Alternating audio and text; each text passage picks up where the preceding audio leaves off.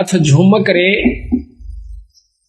पृष्ठ नंबर 670 सतगुरु गरीबदास महाराज की वाणी के ग्रंथ साहिब का पृष्ठ नंबर 670।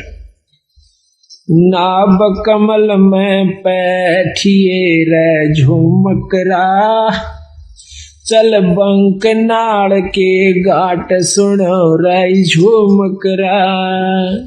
अब शरीर के अंदर प्रवेश करके उसकी सूरत को अपनी शक्ति से सतगुरु महाराज कहते हैं कि नाभ कमल में बैठिए रे झुमकरा, चल बंक नाड़ के घाट सुनो रे झुमकरा।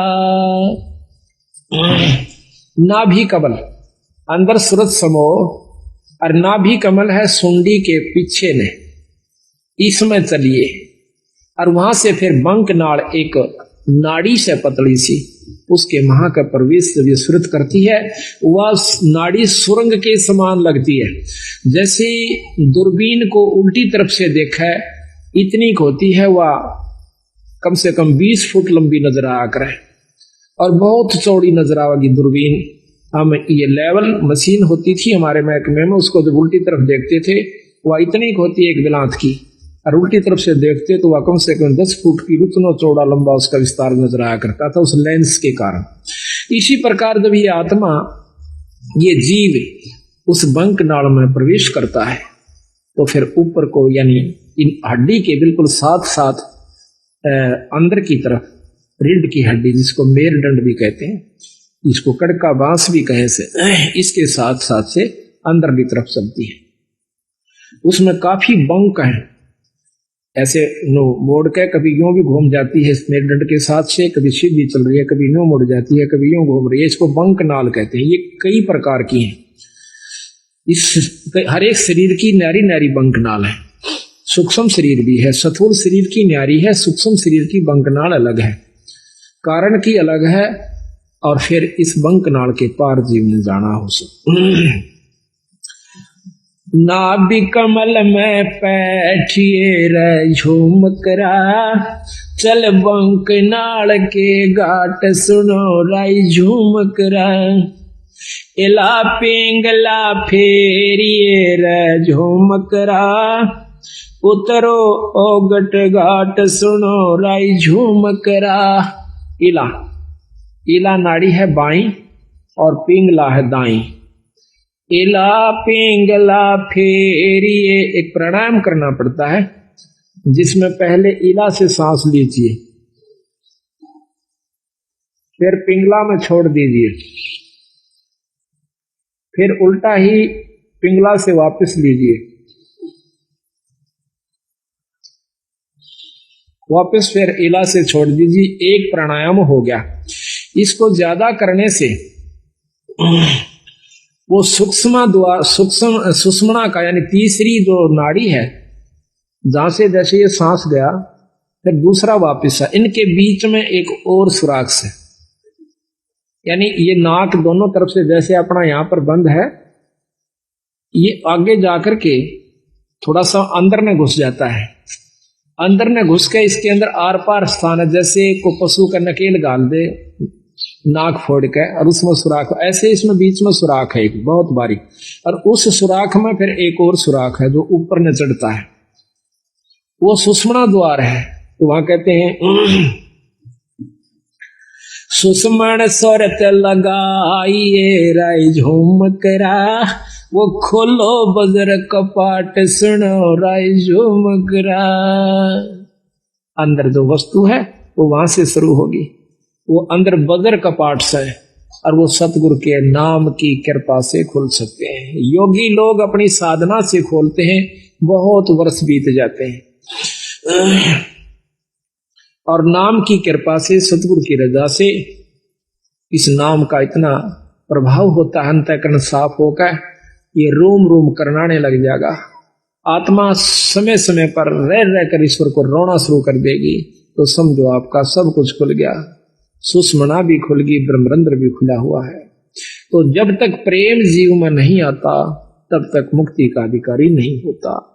जब सत्संग सुनकर उसकी आंखों में तो पानी नहीं पड़ रहा है, या सुमन करते हुए अंतःकरण में उसमें ठेस नहीं लग रही है तो भक्ति प्रवेश नहीं हो पाई है। कोशिश कीजिए और ज्यादा। नाम सुमरण आप कर रहे हो तो सुमरण अपने जगह जमा हो चुका है, आपका हो रहा है, लेकिन अभी कमजोरी फिर होगी। उसका एक और तरीका, फिर सेवा कीजिए। आप सेवा करके देखिए किसी धाम पर अपने बंदी छोड़ के पर अपनी सत्संग में हाथ से सेवा करके देखना, और हो सके तो बर्तन तक साफ कीजिए, हो सके तो जूते तक भी साफ कीजिए, फिर देखना आपका सब कुछ खुल जाएगा। पर ये काम नहीं हो, ये होगा जो बात बनेगी। हम एक बार दिल्ली गए हुए थे, अभी 5-6 महीने हुए, फोटोओं के सिलसिले में एक गुरुद्वारे में चले गए। हमने ये चंवर लेना था। उस गुरुद्वारे जब हम जाते हैं तो हमारे जूते निकलवाए कि जूते निकाल दो। जूते निकाल करके टोकन दे दिया और एक ने जूते लिए हाथ में। प्रथम तो उसने साफ किए, माथे से लगाए, फिर दूसरे को दे दिए कि वहां रख दिए, फिर उसने अपने रुमाल से जो लाया हुआ था साथ उससे साफ किए। रुमाल को भी मत्थे से लगा और हमारे जूतों को भी मत्थे से लगा करके, और एक खोखा सा बना हुआ था जूतों का अलग से उसमें धर दिया। अब क्रिया तो वो कर रहे थे और शरीर में गुदगुदी मेरे हो रही थी कि बंदी छोड़े। ऐसा भाव जब हो जावे तो फिर बाकी कुछ नहीं रहता, और सही नाम मिल जावे। तो इतना ये सब व्यवस्था बनाने के लिए इस सत्संग की आवश्यकता पड़ती है, ऐसे समागमों की आवश्यकता पड़ती है। अभी तक हमने क्या देखा है कि हम कभी सत्संग में जाते नहीं, जाते हैं तो सिर्फ एक मुश्किल से अपना फॉर्मेलिटी सी करके चले आते हैं। लाभ तो उसका भी है, ऐसा नहीं है, लेकिन वही बात आओ, जितना गुड़ गिरेगा उतना मीठा होगा। यही कारण से थोड़ा सा हिम्मत करो, क्योंकि सबसे बड़ा हमारा अभिमान अहंकार राक्षस है। जब हमने मत्था टेक दिया, जब हमने लंबी डंडौत ही कर दी, फिर कसर कौन सी राख ली? उसके बावजूद फिर अकड़ का है कि जब सर्व सौंप दिया तो फिर अकड़ नहीं। इसको करके देखो कभी तो कितना आनंद आता है। आप सत्कर मान लियो, मुझे तो आप मतलब समय नहीं देते, मैं अब भी आपके जूते साफ कर दो, ठाकर दर दो, मुझे कोई ये एक मात्र भी ये नहीं है कि मैं बहुत बड़ी पर उस पर पहुंच चुका हूं ना। ये जीव जब तक इस सृष्टि में है वो कुछ भी नहीं है। यहां से निकल ले जब जानिए तो हमारे अंदर ये बात कभी भी घर नहीं कर दी कि मैं संत हो रहा हूं और मेरे सैकड़ों हजारों से सो गए, मैं बहुत बड़ा बन गया। कुछ भी नहीं हो, जीव का जीव हो। अगर ये यहाँ से छुटकारा नहीं हुआ, अगर आखिर में भी पैर उलझ गया तो भी जो का त्यों है, चक्कर फिर लंबा चौड़ा से। महाराज की कहते हैं कबीर, मन के मते ना चालिए, इस मन का के विश्वास, और साधु जब लग डर कर, जब लग पिंजड़ सांस। जब तक तेरे शरीर में सांस है ना, तब तक बिरा रहना सावधान है। अड़ब बड़े बड़े बिगड़ गए। ऐसे ऐसे ऋषियों का प्रमाण मिलता है, पारासर जैसे, श्रृंगी ऋषि जैसे, जो सारा दिन में एक बार वृक्ष की छाल का जीभ लगाया करती थी और उससे उनकी भोजन तृप्ति हो जाया करती थी। ऐसी साधना उन्होंने एक खेचरी मुद्रा से कर ली जाती है। अब कबीर गरीबदास जी ने बताया कि देख वायु के रोला से एक खेचरी मुद्रा होती है, उसको जीभ अपनी उठाकर और वापस लगाई जाती है तालू के ऊपर। इसका अभ्यास कर लीजिए आप लगातार, आपके शरीर में एक अमृत श्रवण हो जाएगा, अमृत टपकना शुरू हो जाएगा। इस तालू के ऊपर या जीभ से ऊपर लटके से ना, इसके ऊपर एक अमृत सरोवर है, उसमें अमृत है हमारे शरीर में, पानी सा है। और जब इसको हम ऐसे जीभ को वापस मोड़ कर और उसको लगा लेते हैं तो वो अमृत हमारे शरीर में प्रवेश करना शुरू करे। उसमें एक सुराख सा बारीक सा, इतना बारीक है कि बाल हो से ना, बाल से भी कम है वो सुराख। और जब हम वापस जीभ मोड़ते हैं तो वो वहां से थोड़ा सा उसके ऊपर एक पत्ता रखा हुआ है, बहुत मामूली सा, यानी सुराख वो होगा तो उसका ढक्कन कितना का होगा ये भी हिसाब लगा। तो वो थोड़ा सा उसका भी चौथा हिस्सा खिसकता है। उस बाढ़ से भी कमजोर स्थान पर दूरबीन भी मुश्किल से देख पाओ सुराख को। और फिर उसके ऊपर से वो थोड़ा सा खिसक जाता है, ऐसा करने से, ये अभ्यास से, तो उसमें से वो थोड़ा सा अमृत आ जाता है, तो भूख प्यास खत्म हो जाती है। तो वो सारा दिन में एक बार कहते हैं ऐसे जीभ लगाया करता था। तो उसको जीभ लगाया करता था, तो एक राजा ने उसको, उसने सोचा कि तेरे को बहुत बड़ी उपलब्धि होगी है। वो अयोध्या के एक थोड़ी सी बनी होती है जो गांव से बाहर, शहर से बाहर थोड़ा सा जंगल होता है, उसमें बैठ गया आकर। अब देखा, एक ने देखा, दो ने देखा, चार ने देखा, गांव में शहर में सुरसराट मच गया कि एक महान संत आया हुआ है, सारा दिन समाधि में रहता है, एक बार जुबान लगाव से वृक्ष के और कुछ नहीं खाता। आसपास के दर्शन करने की खातिर टोल के टोल जान लग गए, औरतें भी, बहन भी, बाई भी सब दर्शन कर कहा, पर वो आंख कौन खोला है, नो बैठा रहा। बहुत सुंदर शरीर, नौजवान। कहते हैं राजा दशरथ की लड़की शांता नाम था उसका। राजा दशरथ के शांता होने के बाद कोई पुत्र प्राप्ति नहीं हुई। कौशल्या से उत्पन्न हुई थी, बड़ी लड़की औरत से, केकई से, कौशल्या से। तो उसके बाद कोई संतान नहीं हुई। तो कौशल्या जवान हो, शांता जवान हो गई थी, वह भी देखने जाया करती थी ऋषि ने। तो उसने क्या किया, राजा की लड़की थी, और तो डरे थी, पर राजा की लड़की थी, उसने क्या किया, शहद लेगी साथ में। जहां पर भी उस ऋषि ने ऐसे जुबान लगाई, उसने देख लिया, वहां पर थोड़ा सा शहद लगा दिया पहले से। जब ऋषि ने अगले दिन उसको जुबान लगाई, फिर शांत हुआ। अगले दिन फिर लगा दी, फिर शांत हुआ। तीसरे दिन उसने आंखें खोल ली, सामने शांता बैठी है।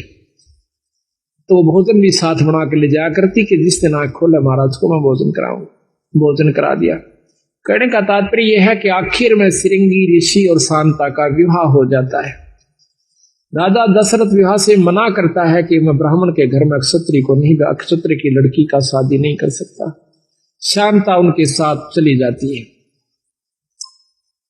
रामचंद्र जी की बहन। तो महाराज कहते हैं श्रृंगी ऋषि से वन में मोहे, यानी इस मन का कोई भरोसा नहीं। सतगुरु महाराज कहते हैं सावधान रहने में फायदा है। तो साधु जब तक डर रहे, जब लग पिंजर श्वास, जब तक अपने आखिरी शरीर में भी को थोड़ा बहुत भी रह रहा है, तब तक बच के रहने में फायदा से। ना जानिए कब और के को मत पैदा कर दे, वह मन खुद काल है। तो यहां बताते हैं कि वो खेचरी मुद्रा करने से उसमें ये शक्ति आ जाती है शरीर में, तो फिर परमात्मा प्राप्ति नहीं है उससे। हम उसी को ये मान लेते हैं कि इसको बहुत लाभ हुआ, ये बहुत बड़े संत है। अब देखिएगा, इस कुत्ते ने एक बार इसको रेन लाइए भगत जी, एक टूक गिर दे, और इसकी ये फिल्म लेना भगत जी, इसको तिया की। अब इसको देख कर भी कालजा नहीं हिलता है, एक रोटी गिर दो उसको, तो आप जाना भगत जी वहां पर वो फिल्म कुत्ती की देख पूरी अच्छी तरह उसकी खाज लगी हुई है, कि हाल हो रहा है इस बेचारी का। और ये भी कभी मनुष्य शरीर में थी, ये कभी प्राणी भी होगी, पटरानी भी होगी, आम औरत भी रही होगी, मनुष्य भी रही होगी। आज इसकी क्या हालत हो रही है, एक टूक की खातिर, एक रोटी खातिर या दर दर भरम रही है। और हम अब भी आंख नहीं खोलते, इतना ज्ञान हुए पाछे भी, तो भाई बहुत कमजोरी में सो आप। तो महाराज कहते हैं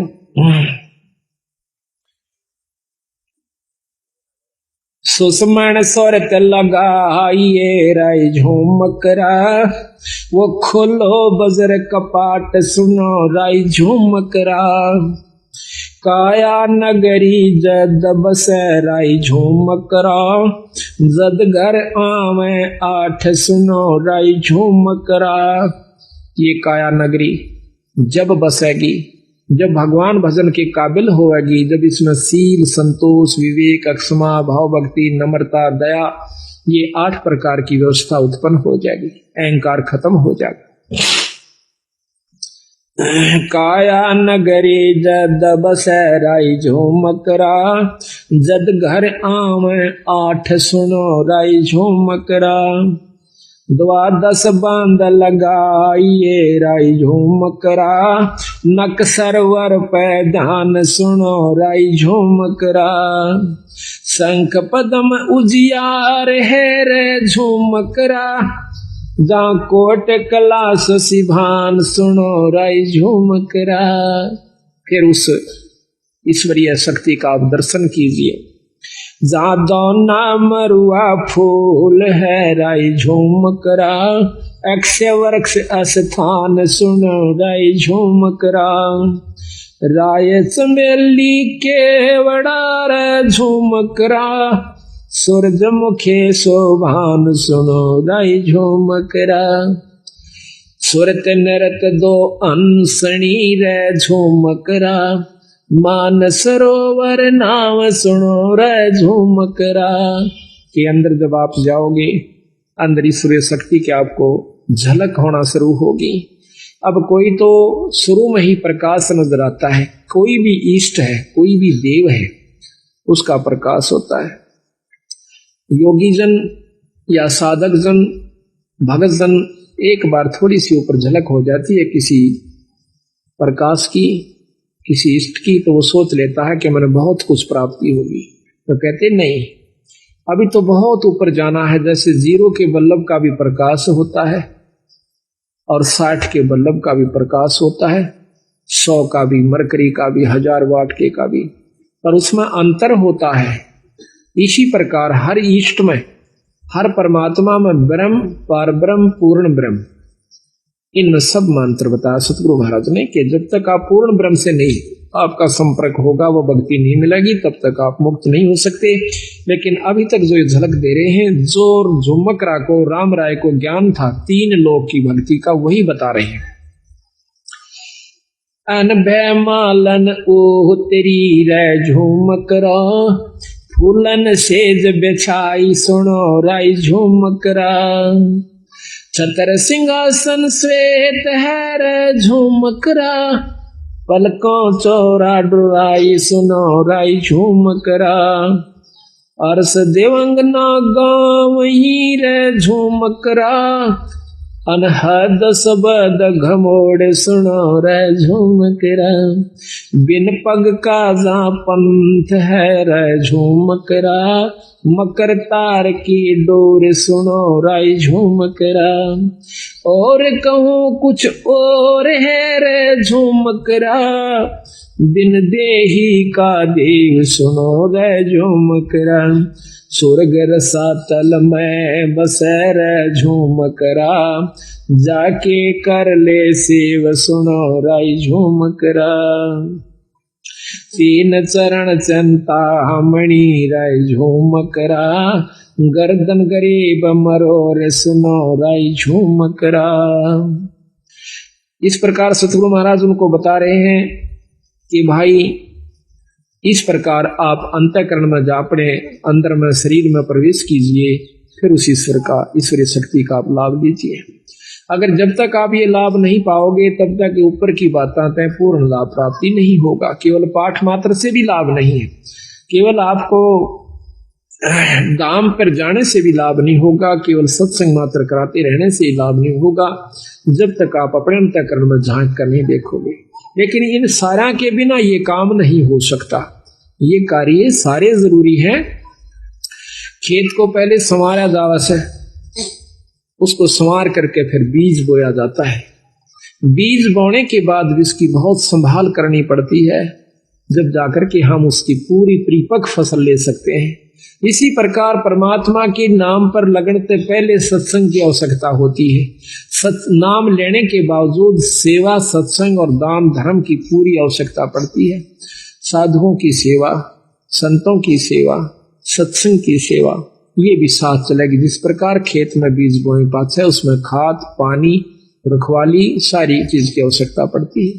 ठीक इसी प्रकार नाम ले लेने मात्र से कोई न सोचे कि ईब में अपने आराम से घर बैठकर ही भक्ति कर सकते हो, घर बैठ करके। पर आज के युग में इतना सुलभ नहीं है कि आप घर बैठ करके ही इन बुराइयों से बचे रह सकते हो। ये तो बार बार जैसे कितना ही सुथरा मकान हो और सारे के चिप्स ला रखी हो उसको आप बंद कर दीजिए। एक हफ्ते के बाद खोलिए, उस पर दो सूत है, उस पर धूल जमी मिलेगी। जबकि खूब बंद कर दिए खिड़कियों को, दरवाजों को, फिर भी उसके ऊपर डस्ट यानी धूल जमी पाओगी। मेज पर देखना कपड़ा मार के एक हफ्ते के बाद। इसी प्रकार अगर आप सत्संग में नहीं आओगे तो आपके अंतःकरण में इतना मैल जमा हो जाएगा और एक समय ऐसा होगा कि आपको सुमरण और सत्संग कड़वा लगने लग जाएगा। आज आपने प्यारा लगे पर उससे नहीं है, आपको सुहावा नहीं गा। कई बार आप पाठ करना चाहते हो, नित्यनेम नहीं कर पाते। कई बार नाम पर लगाना चलते हो, मन को मन नहीं लगता, कहीं और उलझेड़े मुड़ जाता है। कोशिश करने से भी नहीं लगता, उस दिन आनंद नहीं आता आपको। कारण क्या है कि आपके अंतःकरण में कोई मैल आ गया, किसी कारण से भी, किसी की द्वेषता का, किसी प्रिय मित्र की और कोई अप्रिय घटना का कोई भी विक्षेप आ चुका है, जिसके कारण आपको वो प्रिय वस्तु आज फिर अप्रिय होगी। तो इसी प्रकार सत्संग में आने से जानकारी होती है कि ये कोई काहू का है नहीं, झूठा संगी साथ या कोई किसी का नहीं। कबीरा चंता तो सतनाम की और ना चंता दास, और जय कोई चंता नाम बिना वह काल की फांस। ये काल की पास है, काल इसको फंसा के रखने की खातिर उसके मन में सो विक्षेप क्रोध अहंकार या कोई चिंता फिक्र बनाए रखे कि कहीं ये भक्ति भाव में ना लग जाए। तो उस दिन और ज्यादा भक्ति करे, परमात्मा का नाम लेवे, कोई किताब धार्मिक पढ़ लेवे, अपने गुरु से मिलन की कोशिश करे, संत से मिलन की कोशिश करे, आसपास कोई सत्संग हो तो उसमें जाने की कोशिश करे, ताकि आपके मन का जो अंतःकरण के अंदर जो विकार आया हुआ है वो ठीक हो जाए। घर में नहीं ठीक हो सकता, या तो सुमरण अधिक करे, ना चाहते हुए भी करे उस सुमरण को, उस दिन फिर आप ठीक हो जाओगे। इसी प्रकार सत्संग की आवश्यकता पड़ती है। तो ये बहुत लंबा प्रकरण कबीर साहब ने दिया है, गरीबदास जी ने दिया है उनके बारे में, जो मकरा को बताया है। इन्होंने ऊपर बताया कि इससे ऊपर एक और शक्ति है भाई, वो क्या है? ब्रह्मा विष्णु महेश से, क्योंकि वो खुद भी विष्णु उपासक थे राम राय जी। सकल वेद तो से कहूँ रे जो मकरा, सुनियो शब्द संदेश सुनो राजो मकरा। अब ये योगियों का मार्ग तेरे बस का कौन है भाई राम राय। ये ना तो आप ऐसा साधन अपना सकते, ना इतना समय आपको मिल सकता। अब बताता हूं सही भेद। एक शब्द संदेश, गुरु से उपदेश लिए पूरे संत है, नाम वो भी हो जो वही हो जो कि प्रमाणित है। फिर वो गुरु के पास वो सार नाम हो, और सार नाम के बाद आपको शब्द प्राप्ति करवावे। सार नाम के बाद शब्द का नंबर होगा। तो जब तक शब्द प्राप्ति नहीं होती तो भी आप पूर्ण मुक्ति के अधिकारी नहीं हो पाओगे। तो इतना गजब काम है। तो महाराज कहते हैं सकल भेद तो से कहूँ रे झूमकरा, तुम सुनियो संत संदेश शब्द संदेश सुनो राय झूमकरा। इन नैना दिखलाइए रे झूमकरा, कैसा है वो देश सुनो राय झूमकरा। अब बंदी छोड़ कहते हैं कि ना तो इतने समाधि यानी ये कोशिश करने की आवश्यकता प्राणायाम आदि की, मेरे शब्द में मेरे नाम में वो शक्ति आपको इन आख्यानों का नो आंख खुली है और सुरत सतगुरु के चरणों में जा चुकी हूं, इसको सहज समाधि कहते हैं। ये मेरे नाम में शक्ति है, मेरे शब्द में शक्ति है। सकल भेद तो से कहूँ राय झूमकरा, सुनियो शब्द संदेश सुनो राय झूमकरा। इन नैना दिखलाइए रे झूमकरा, कैसा है वो देश सुनो रे झूमकरा। पल नीचे पल ऊपरे रे झूमकरा, तामद नरक निहार सुनो राय झूमकरा। अजर नजर आवे नहीं रे झूमकरा, खिले अदर अदार सुनो राय झूमकरा। दैने बामे आंगणे रे झूमकरा, स्वर्ग रसातल बहन सुनो रे झूमकरा। तेरे कुटी छाजे बैठ कर झूमकरा, वो देखो राम रतन सुनो राय झूमकरा। त्रिकुटी छाजे, उस त्रिकुटी का अंदर पहुंच के और फिर उस राम रतन को देखो, ईश्वरीय शक्ति को देखो। सनकादिक नारद रटे रे झूमकरा, ये रट ब्रह्मा विष्णु महेश सुनो रे झूमकरा। अब अपने उसको बताते हैं सत्पुरुष को कि जिसको ब्रह्मा विष्णु महेश भी जिसका नाम जपते हैं, उस शक्ति को, उससे संपर्क बना भाई। सहस फुना मुख गावई रे झूमकरा, ये दान धरत है से सुनो रे झूमकरा। एन रख रे झूमकरा, ये बगल बिदा को देख सुनो रे झूमकरा। नैनो ही में नैन रख रहे झूमकरा, नैनो में अपनी सुरत की नैन को अंदर जो अंतःकरण के नैन से मिला।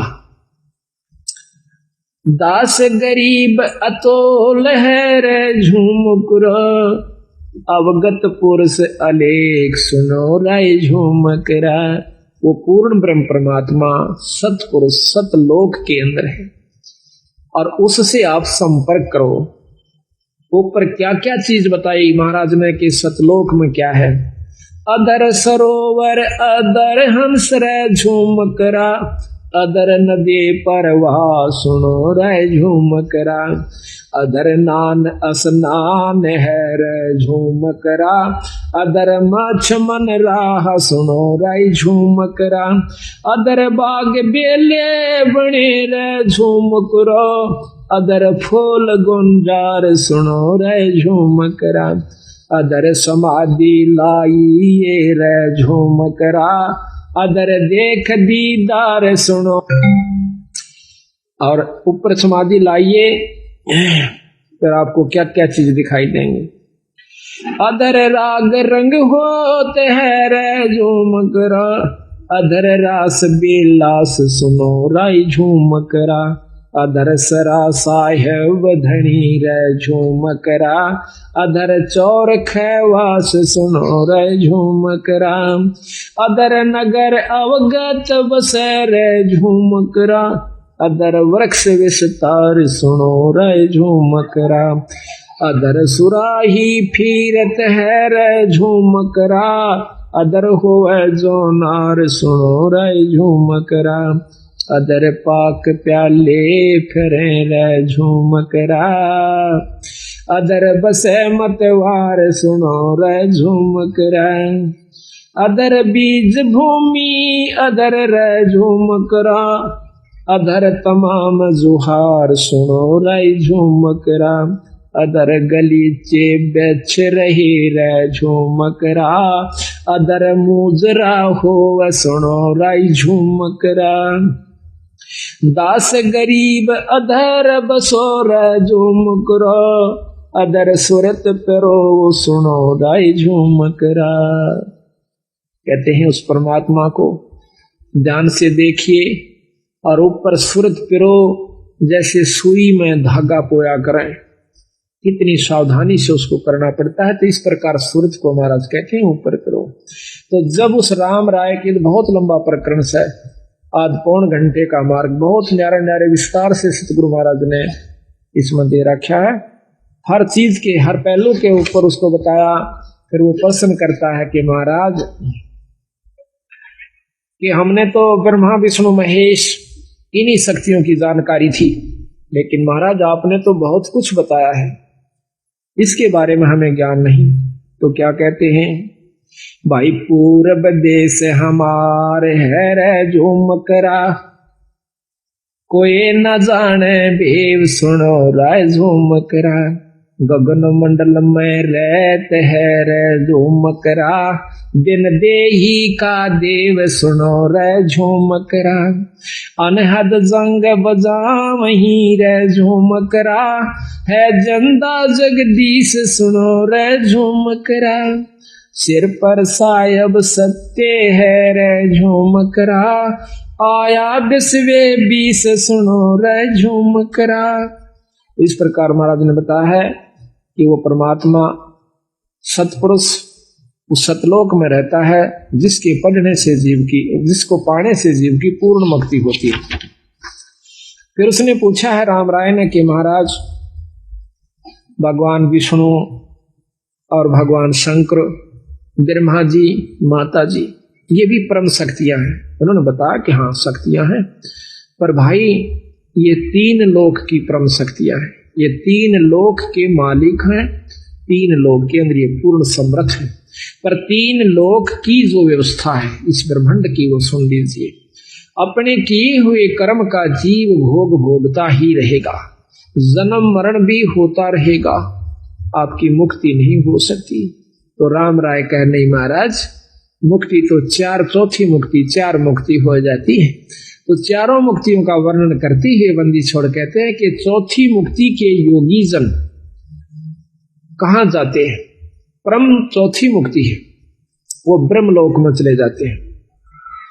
और आप पढ़ के देखिए, इसमें शक्ति पुराण में साफ लिखा हुआ है।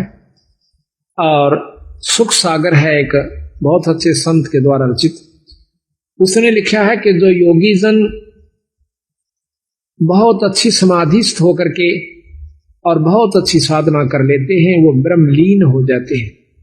ब्रह्मलीन कैसे होते हैं? ब्रह्मलोक को चले जाते हैं, जो निरंजन का लोक है, जिसको महास्वर्ग कहते हैं।